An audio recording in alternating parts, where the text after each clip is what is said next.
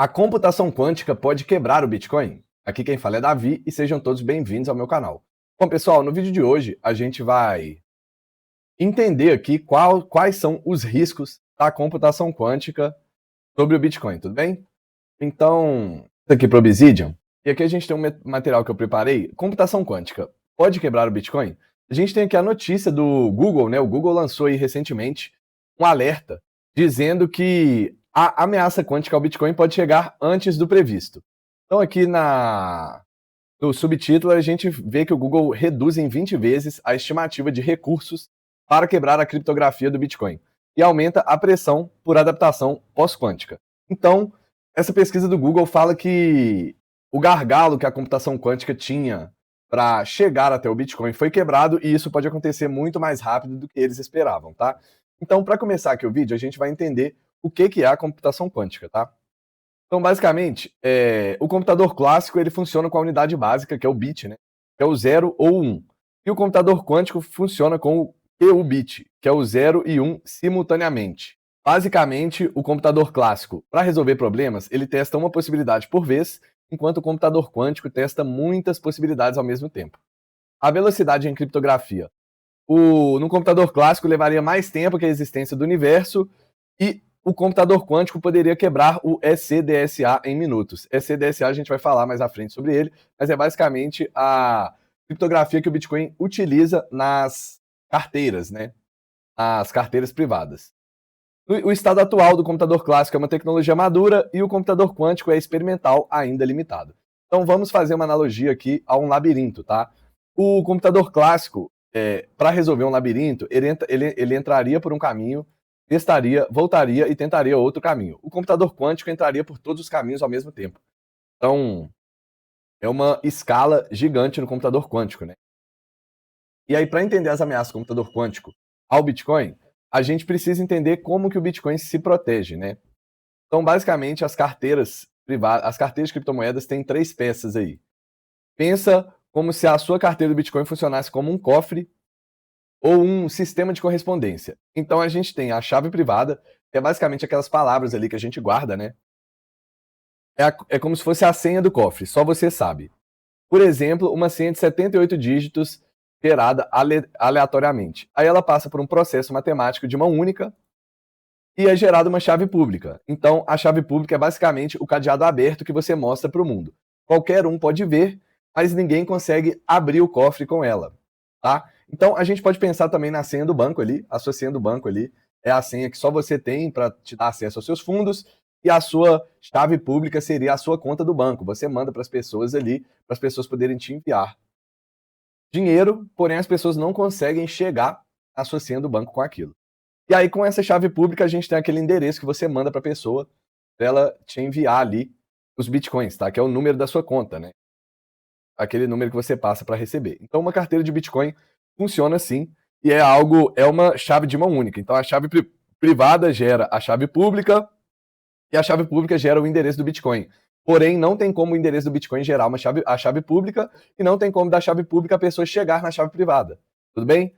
Aí a gente vai usar a analogia da carne moída. A segurança do Bitcoin funciona como transformações irreversíveis do mundo real.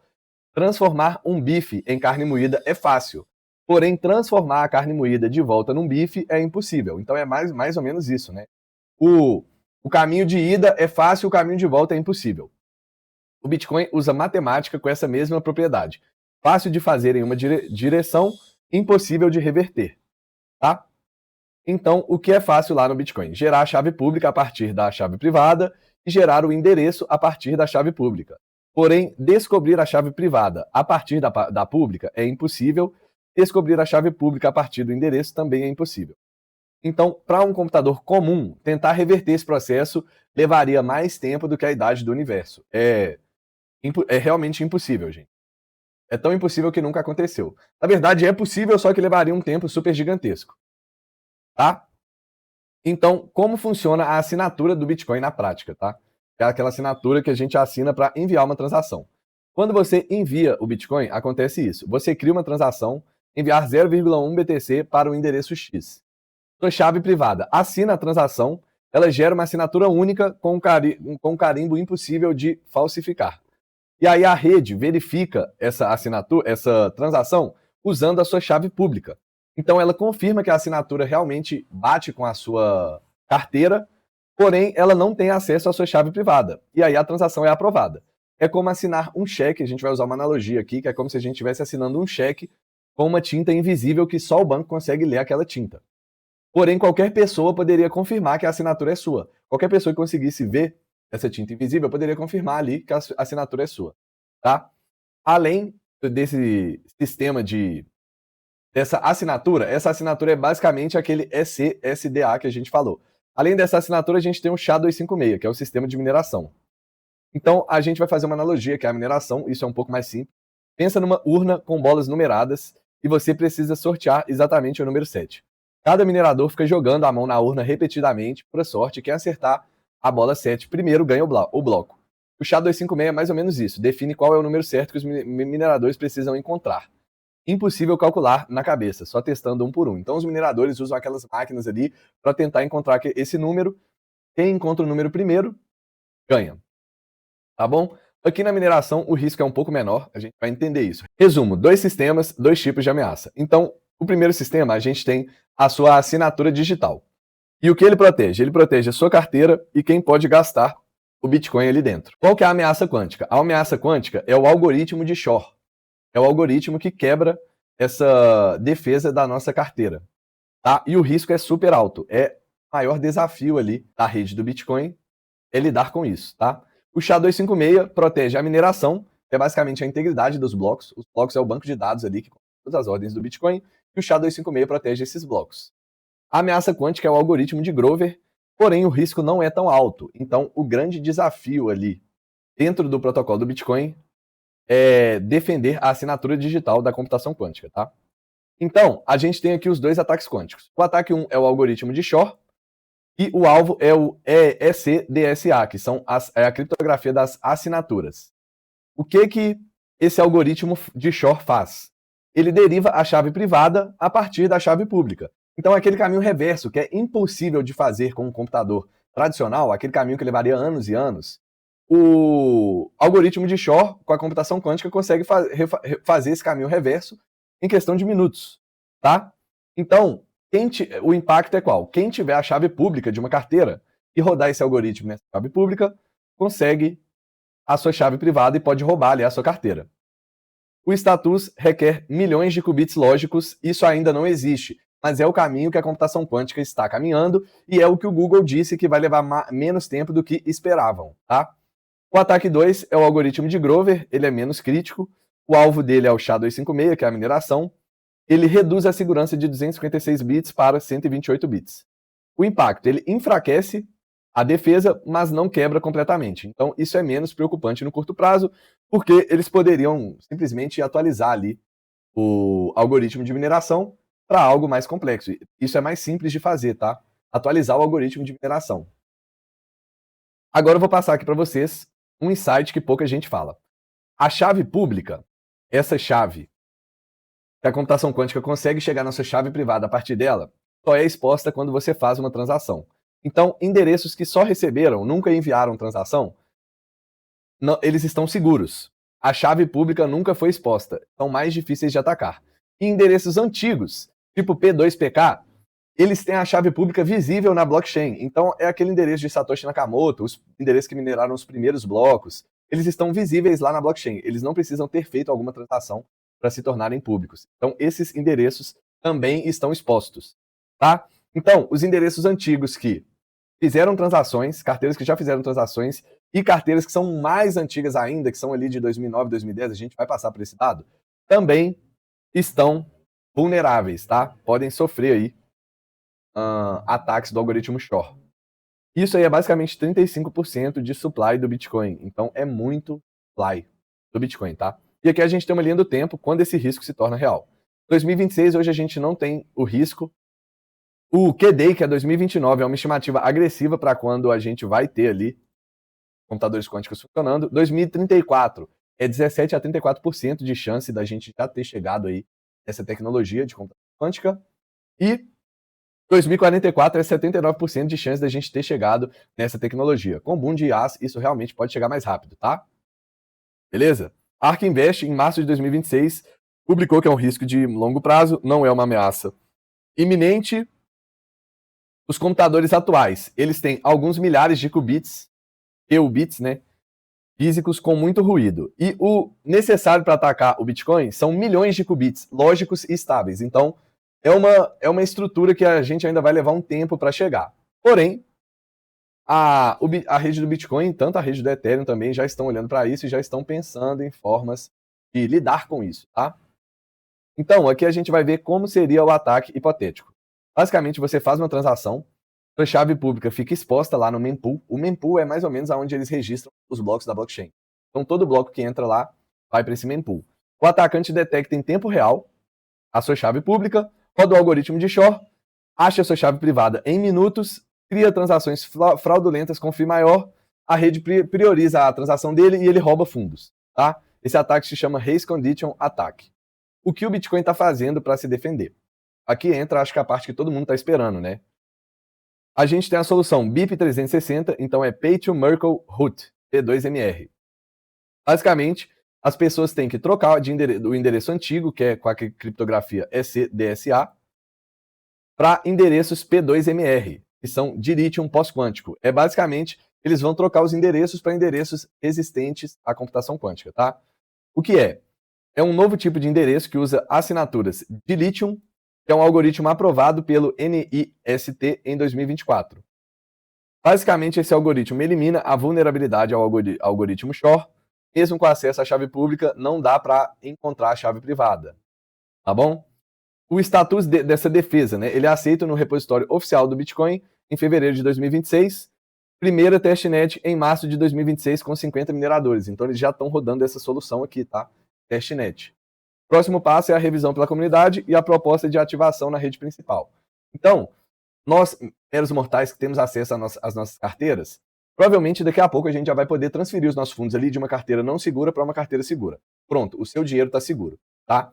Então, isso aí é bem tranquilo para a comunidade do Bitcoin.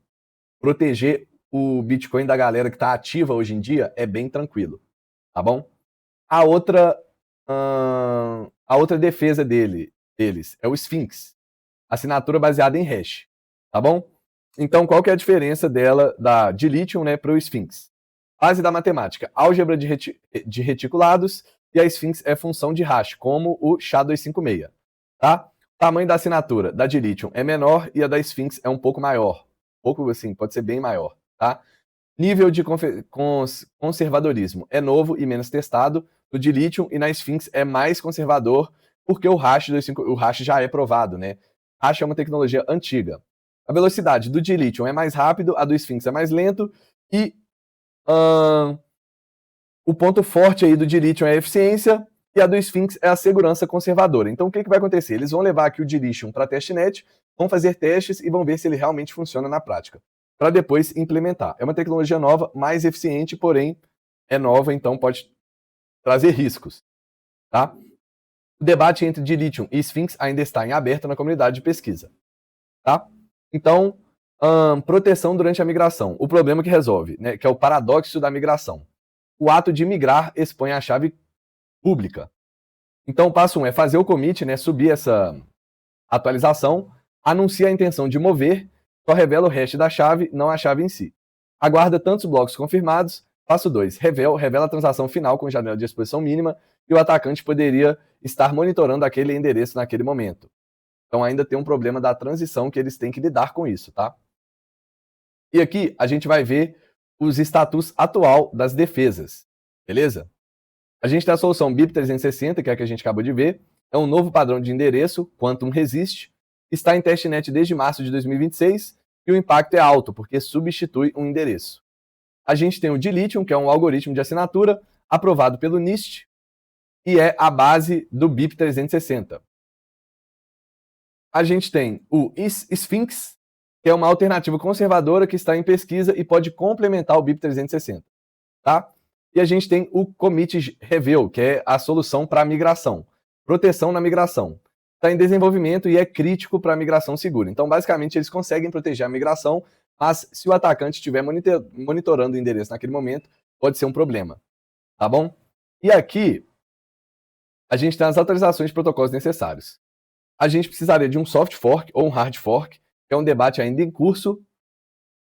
E a gente tem aqui uma referência histórica, né, que o Bitcoin já evoluiu antes, né, do SegWit para o Taproot. SegWit são os modelos de endereços mais antigos e o Taproot são os endereços de modelos novos. Então, o Bitcoin já fez uma mudança ali nos endereços das chaves privadas, tá? E eles conseguiram fazer isso sem quebrar a rede. Eles precisariam fazer isso de novo com a nova tecnologia do BIP360, tá bom? Agora, a grande questão que a rede tem problema em resolver. Esse aqui é o grande problema da computação quântica, tá? A hierarquia de risco por tipo de endereço, tá? Então, basicamente, esses aqui são os tipos de endereço que a gente tem do Bitcoin. A gente tem o P2PK, que é os endereços de 2009 a 2010, que são os endereços que têm a chave sempre visível na blockchain. A vulnerabilidade deles é máxima e são as moedas de Satoshi e os primeiros mineradores. A gente tem o P2PK-H, que é o antigo padrão, a chave pública só está lá ao fazer a transação, e são os endereços começados com 1. Então, se você tem um endereço começado com 1, você está num padrão muito antigo, tá? A gente tem o SegWit, que também tem a chave pública exposta ao fazer a transação, a vulnerabilidade dele é médio, e são os endereços começando com 3 ou BC1Q. Podem verificar aí nas suas carteiras, tá? E a gente tem o Taproot, que é o mais moderno, e a chave pública também fica exposta ao fazer a transação, porém a vulnerabilidade deles é menor, e são os endereços BC1P, são endereços novos aí de Bitcoin. Tá? E aí no futuro a gente tem o P2MR e o BIP360 que nunca expõem a sua chave pública. A vulnerabilidade dele é pós-quântica, então ele é quantum resiste e está em testnet, tá? Mas qual é o problema disso tudo aqui? 35% do supply total do Bitcoin está em endereços vulneráveis, 1 milhão de Bitcoin estão na carteira de Satoshi Nakamoto, então é uma carteira que nunca se mexeu e a galera acredita que ela nunca vai se mexer. O algoritmo Shor poderia quebrar isso rapidamente, roubar esse endereço, jogar no mercado, vender tudo, tá? Tem 1,7 milhão de Bitcoin estimados como permanente perdidos, que são chaves inacessíveis, provavelmente são chaves muito antigas. E aqui a gente tem 0 transações saídas da carteira de Satoshi em 15 anos. E aqui a gente tem o paradoxo da migração, tá? Então, para migrar para o endereço seguro, você precisaria assinar a transação com a chave antiga, a chave pública ficaria exposta no mempool, tem uma janela aí de vulnerabilidade aberta para você fazer essa migração, e o atacante pode agir durante a migração. O ato de se proteger cria um momento de risco. Porém, com certeza isso aqui deve chegar, né? Essa migração deve chegar antes da computação quântica. Então as pessoas vão migrar sem ter o risco de serem roubadas. O problema são pessoas que deixarem para migrar isso depois da computação quântica, tá? E a solução em desenvolvimento é aquele commit reveal, que anuncia a intenção de mover sem expor a chave e revela ela apenas na confirmação final da janela. Então só quando a transação é confirmada que é exposta a chave pública. Então o atacante precisaria estar olhando para essa transação bem na hora que ela fosse, tá? E aqui a gente tem 3 categorias que não podem migrar sozinha. São as moedas perdidas, ninguém tem acesso, então não consegue migrar. As moedas de Satoshi, que é o paradeiro desconhecido, né? E holders que perderam o acesso. Então são pessoas aí que não têm acesso. Entra aqui em moedas perdidas, né? Chave inacessível. Holders que perderam acesso. Então, essas pessoas aí simplesmente iriam mover suas moedas e ficariam vulneráveis. Tá bom? E aí tem o dilema filosófico que a comunidade debate. Proposta 1. Congelar endereços P2PK. O argumento a favor é que ela previne o ataque quântico catastrófico, porém o argumento contra é que ela viola o princípio de imutabilidade do Bitcoin. Então, basicamente, você ia estar censurando ali moedas antigas, né? Você ia congelar moedas e, sei lá, vai que é um cara que, sei lá, ligou foda-se, né? Então, isso aqui viola os princípios do Bitcoin. Queimar as moedas elimina o risco permanentemente, porém faz um confisco sem consentimento e também viola os princípios de imutabilidade do Bitcoin. Não fazer nada, respeita a imutabilidade, porém tem 75 bilhões só de Satoshi Nakamoto disponíveis ao primeiro ataque quântico, além de mais moedas perdidas aí, né? Então, muito Bitcoin que seria despejado aí no mercado. Roubado. E tem a proposta aqui que é a mais sensata, né? Até então, que é a proposta de migração voluntária. Equilibrar, o argumento a favor que é algo equilibrado, dá tempo ao dono, né? Você tem até tal dia para fazer essa migração. Depois a gente vai congelar tudo. E aí, Se o dono não puder migrar porque ele está morto, perdeu a chave, eles vão congelar ali essas moedas, tá? E aqui a gente deixa a pergunta, né? O que você faria com as moedas de Satoshi? Se você colocasse a mão nisso, 75 bilhões. Dá até de imaginar, né? Eu faria. Então vamos aqui aos mitos e realidades da comunidade, tá? Mito: Bitcoin vai, vai morrer com a computação quântica. Isso é mentira. A realidade é que existe um tempo hábil para adaptação e o Bitcoin já se atualizou antes com o SegWit e o Taproot. Então seria mais uma atualização às carteiras. Já dá para hackear carteiras de Bitcoin hoje. Isso aí é mentira. Computadores quânticos atuais não têm nem perto da capacidade necessária. Mito: a ameaça é apenas teórica. Não, isso é mentira também, porque a ameaça é real. Só o timing ainda é incerto. Então não sabemos quando, mas um dia isso será possível.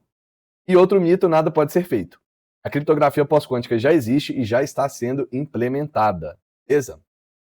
Bom, então o vídeo de hoje foi esse, pessoal.